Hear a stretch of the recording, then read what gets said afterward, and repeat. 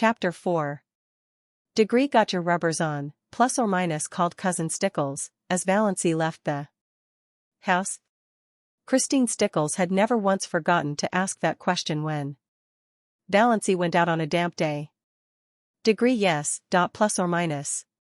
Degree, have you got your flannel petticoat on, plus or minus, asked Mrs. Frederick.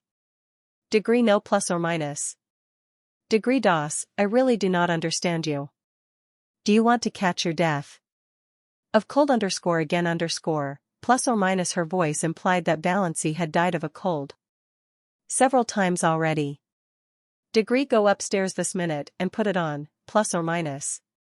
Degree mother, I don't need a flannel petticoat. My sateen one is warm enough, plus or minus. Degree DOS, remember you had bronchitis 2 years ago. Go and do as you are told, plus or minus. Valancy went, though nobody will ever know just how near she came to hurling the rubber plant into the street before she went. She hated that gray flannel petticoat more than any other garment she owned. Olive never had to wear flannel petticoats. Olive wore ruffled silk and sheer lawn and filmy laced flounces. But Olive's father had Degree married money, plus or minus, and Olive never had bronchitis. So there you were. Degree, are you sure you didn't leave the soap in the water, plus or minus, demanded Mrs. Frederick.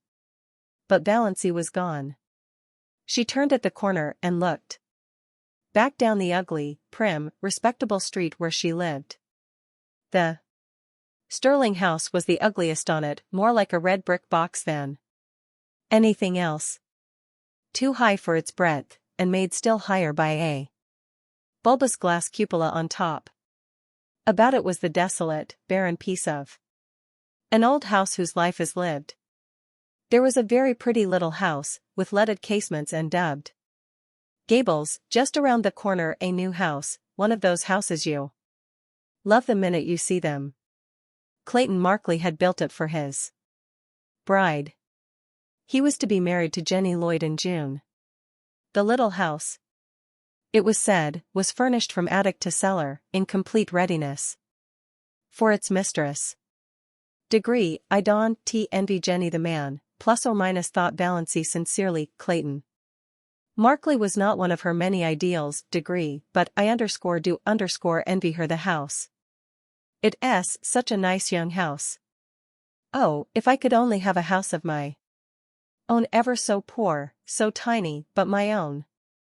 But then, plus or minus, she added bitterly. Degree, there is no use in yowling for the moon when you can even get a tallow candle, plus or minus. In dreamland nothing would do Valancy but a castle of pale sapphire.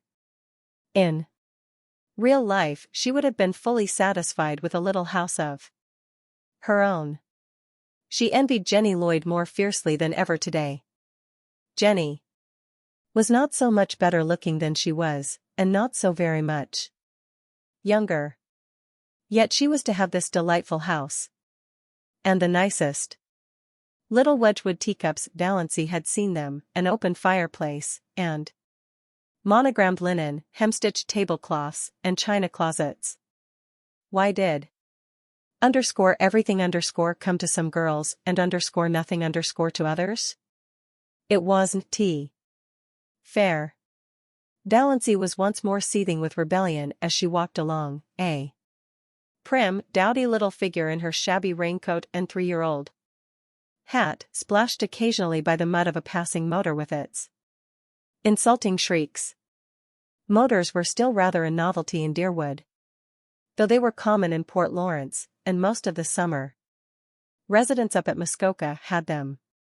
In Deerwood only some of the smart set had them, for even Deerwood was divided into sets.